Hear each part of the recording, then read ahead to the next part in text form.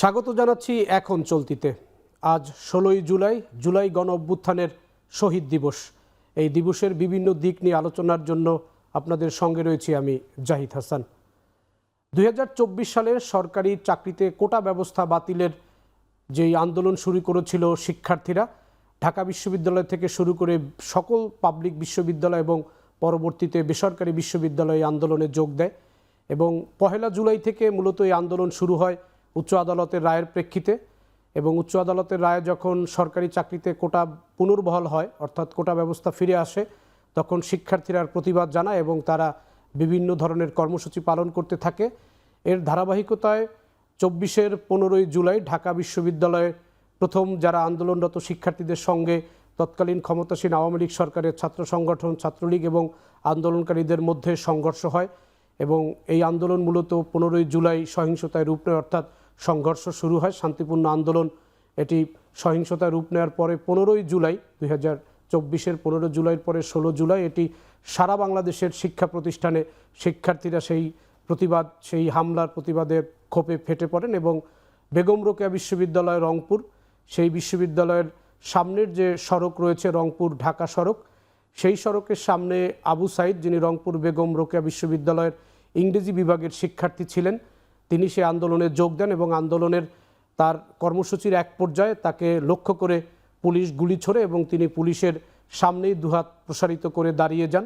এবং সে অবস্থায় তাকে পুলিশ খুব কাছ থেকে গুলি করার পরে তিনি সঙ্গে সঙ্গে মাটিতে লুটিয়ে পড়েন এবং মাটিতে লুটিয়ে পড়ার পরে তার সহপাঠী বন্ধুরা সহকর্মীরা তাকে সেখান থেকে তুলে নিয়ে যায় এবং এর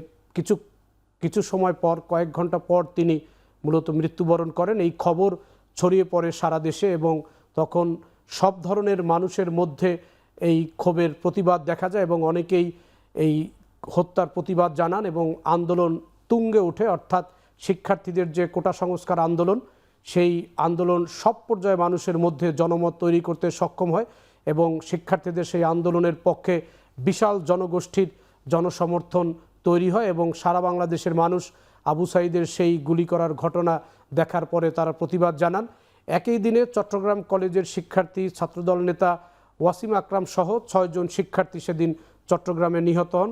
সরকারি দল আওয়ামী লীগ এবং তাদের সহযোগী যে সংগঠনগুলো রয়েছে সেই সংগঠন এবং পুলিশের মারমুখী ভূমিকার কারণেই মূলত সেদিন শিক্ষার্থীদের উপরেই দমন পীড়ন শুরু হয়, বল প্রয়োগ শুরু হয় এবং শিক্ষার্থীদের আন্দোলনকে দমন করার জন্য, তাদের আন্দোলন থেকে বারিত করার জন্য মূলত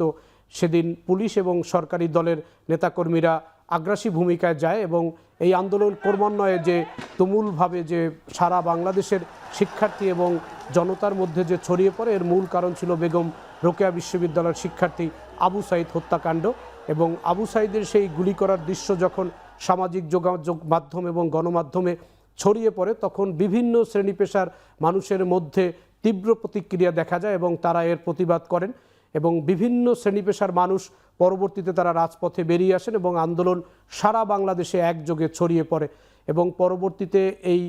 আবু সাইদের হত্যাকাণ্ডকে কেন্দ্র করে যখন জুলাইয়ের আন্দোলন তীব্র আকার ধারণ করে এবং রাজনৈতিক বিভিন্ন সংগঠন, সামাজিক সাংস্কৃতিক বিভিন্ন সংগঠন তারা রাজপথে বেরিয়ে পড়েন এবং এক পর্যায়ে এটি সরকার পতনের আন্দোলনের দিকে মোড় নেয় এবং ৫ আগস্টে শেখ হাসিনা সরকারের পতন হয় এবং তার আগে এই শিক্ষার্থীদের পক্ষ থেকে শেখ হাসিনাকে পদত্যাগ করার জন্য আলটিমেটাম দেয়া হয়েছিল শহীদ মিনারে এবং তৎকালীন বৈষম্য বিরোধী যে ছাত্র আন্দোলনের ব্যানারে আন্দোলনটি পরিচালিত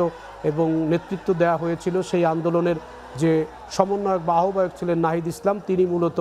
এই সরকার পতনের আলটিমেটাম দেন এবং ৫ আগস্টে শেখ হাসিনা সরকারের পতন হওয়ার পরে এই জুলাই আগস্টে যত সহিংসতা হয়েছে, যত শিক্ষার্থী, সাধারণ মানুষ, পথচারী, রিক্সা চালক, শিশু যারা নিহত হয়েছেন এবং জাতিসংঘের যে প্রতিবেদন দেয়া হয়েছে জুলাই সহিংসতায় বাংলাদেশে ১৪০০-র বেশি মানুষ প্রাণ হারিয়েছে, এই প্রতিবেদনগুলোকে আমলে নিয়ে আন্তর্জাতিক অপরাধ ট্রাইব্যুনালের আইন সংশোধন করা হয় এবং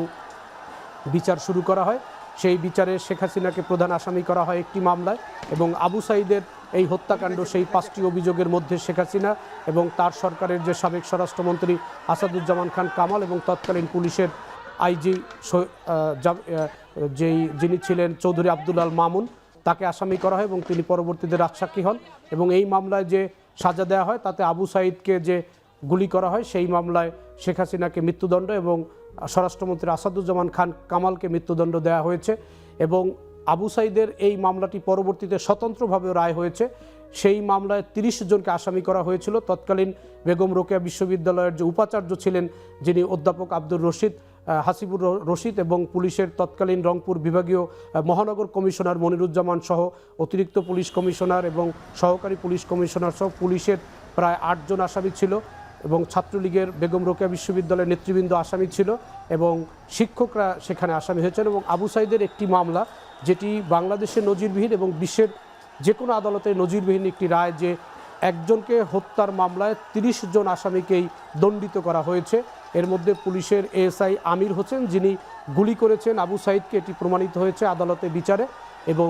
কনস্টেবল সুজন চন্দ্র রায়, এই দুইজন তারা আবু সাঈদকে সেদিন গুলি করেছিলেন। আবু সাঈদকে লক্ষ্য করে এই দুজনের বিরুদ্ধে অভিযোগ প্রমাণিত হয়, তাদেরকে মৃত্যুদণ্ডের রায় দিয়েছে আন্তর্জাতিক অপরাধ ট্রাইব্যুনাল। এছাড়া তৎকালীন বেগম রোকেয়া বিশ্ববিদ্যালয়ের উপাচার্য হাসিবুর রশিদ সহ বিশ্ববিদ্যালয়ের তৎকালীন যে প্রক্টর ছিলেন তাদেরকে 5 বছর করে 10 বছর করে সাজা দেওয়া হয়েছে 5 জনকে এবং 5 বছর করে সাজা দেওয়া হয়েছে 8 জনকে, আর 3 বছর করে সাজা দেওয়া হয়েছে 11 জনকে। আবু সাঈদের মামলায় 30 জন আসামি দণ্ডিত হয়েছেন। 30 জন আসামিকে মৃত্যুদণ্ড যাবজ্জীবন সহ বিভিন্ন মেয়াদে সাজা দেওয়া হয়েছে। এবং এই 16 জুলাই যে চট্টগ্রাম কলেজের শিক্ষার্থী ওয়াসিম আকরাম সহ 6 জন যে নিহত হয়েছেন সেই মামলাটিরও বিচার শুরু হয়েছে। সেই মামলায় চট্টগ্রামের তৎকালীন যারা নেতৃবৃন্দ ছিলেন আওয়ামী লীগের, বিশেষ করে মন্ত্রী ছিলেন পররাষ্ট্রমন্ত্রী হাসান মাহমুদ, শিক্ষামন্ত্রী নওফেল এবং চট্টগ্রামের সাবেক মেয়র আজমা নাসির, তৎকালীন মেয়র রেজাউল করিম চৌধুরী সহ সেখানে ছাত্রলীগের নেতৃবৃন্দ, স্বেচ্ছাসেবক লীগের নেতৃবৃন্দ, যুবলীগের নেতৃবৃন্দ সবাইকে আসামি করা হয়েছে। এবং এই জুলাইয়ের সহিংসতাকে কেন্দ্র করে জুলাইতে যে নিহত হয়েছে, যে শিক্ষার্থী নিহত হয়েছে, যারা আন্দোলন করেছিলেন তারা যে সহিংসতার শিকার হয়েছেন, হতাহত হয়েছেন, আহত হয়েছেন, পঙ্গুত্ব বরণ করেছেন, কেউ প্রাণ হারিয়েছেন, চোখ হারিয়েছেন, পা হারিয়েছেন, এই ঘটনাগুলোকে কেন্দ্র করে এবং জাতিসংঘের প্রতিবেদনকে আমলে নিয়ে তৎকালীন যে অন্তর্বর্তীকালীন সরকার ছিল তারা আওয়ামী লীগের কার্যক্রম সাময়িকভাবে নিষিদ্ধ করেছিল। পরবর্তীতে এটি 12ই ফেব্রুয়ারি নির্বাচনের পরে বিএনপি সরকার গঠন করার পরে তারা এই যে আইনটি করা হয়েছিল সন্ত্রাস বিরোধী আইনের আদলে আওয়ামী লীগের কার্যক্রমকে আইন করে সংসদে নিষিদ্ধ করা হয় মূলত এই জুলাইতে যারা শহীদ হয়েছেন তার আলোকেই। এবং এই জুলাইতে যারা আহত হয়েছেন, যারা প্রাণ হারিয়েছেন তাদেরকে স্মরণ করে আজকে বিভিন্ন ধরনের কর্মসূচি পালন করেছে সরকারি দল। বিএনপির পক্ষ থেকে কর্মসূচি পালন করা হয়েছে। প্রধানমন্ত্রী এ বিষয়ে তিনি জাতির উদ্দেশ্যে বাণী দিয়েছেন, রাষ্ট্রপতিও বাণী দিয়েছেন। একই সঙ্গে বিএনপির পক্ষ থেকে রাজনৈতিকভাবে কর্মসূচি গ্রহণ করা হয়েছে, জামায়াতের পক্ষ থেকে রাজনৈতিকভাবে কর্মসূচি গ্রহণ করা হয়েছে, এনসিপির পক্ষ থেকে যারা এই জুলাই আন্দোলনের নেতৃত্ব দিয়েছিলেন সেই ছাত্রদের যে পরবর্তীতে রাজনৈতিক সংগঠন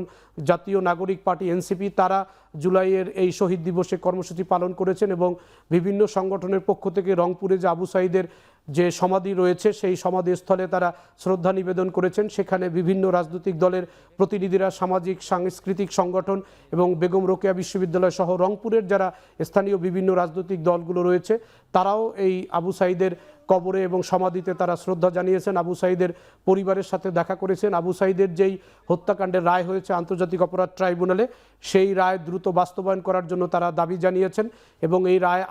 আজকে আপিলে যারা আপিল করেছেন আসামি পক্ষের, তাদের পক্ষে যে 2 জন মৃত্যুদণ্ডপ্রাপ্ত আসামি রয়েছেন এবং 3 জন যাবজ্জীবন প্রাপ্ত আসামি রয়েছেন তাদের পক্ষ থেকে তাদের যে আসামি তারা আজকে আপিল বিভাগে এই রায়ের বিরুদ্ধে আপিল করেছেন। রাষ্ট্রপক্ষ যারা কম সাজা পেয়েছেন তাদের পক্ষে আপিল করবেন বলে আগেই জানিয়েছিলেন ট্রাইব্যুনালে যে প্রসিকিউশন টিম রয়েছেন তারা। এবং এই বিষয়গুলো নিয়ে যে যারা জুলাইতে মূলত নিহত হয়েছেন, যারা শহীদ হয়েছেন, যাদের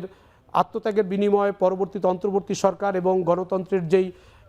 একটি পরিবর্তন, বাংলাদেশের রাজনৈতিক যে বাক পরিবর্তন হয়েছে, বাংলাদেশের যে রাজনৈতিক প্রেক্ষাপটের ব্যাপক পরিবর্তন হয়েছে আবু সাঈদ হত্যাকাণ্ডের মধ্য দিয়ে, ওয়াসিম হত্যাকাণ্ডের মধ্য দিয়ে এবং জুলাইয়ের যে হত্যাকাণ্ড হয়েছে তার মধ্য দিয়ে বাংলাদেশের রাজনীতিতে আওয়ামী লীগ সরকারের পতন ঘটে। এবং যারা 16 বছরে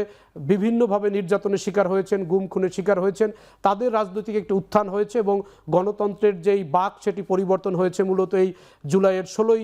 জুলাইতে এই কোটা সংস্কার আন্দোলনকে কেন্দ্র করে। সে কারণে আজকের দিনকে যারা রাজনৈতিকভাবে এই দিনকে ধারণ করেন তাদের কাছে অত্যন্ত গুরুত্বপূর্ণ, এবং তারা এই দিনে যারা শহীদ হয়েছেন তাদের বিচার দাবি করেছেন এবং এই বিচারের রায় কার্যকর করারও দাবি করা হয়েছে। এবং জুলাইয়ের এই দিবসকে কেন্দ্র করে রাজনৈতিক মহলে বিভিন্ন ধরনের আলোচনা এখনও অব্যাহত রয়েছে।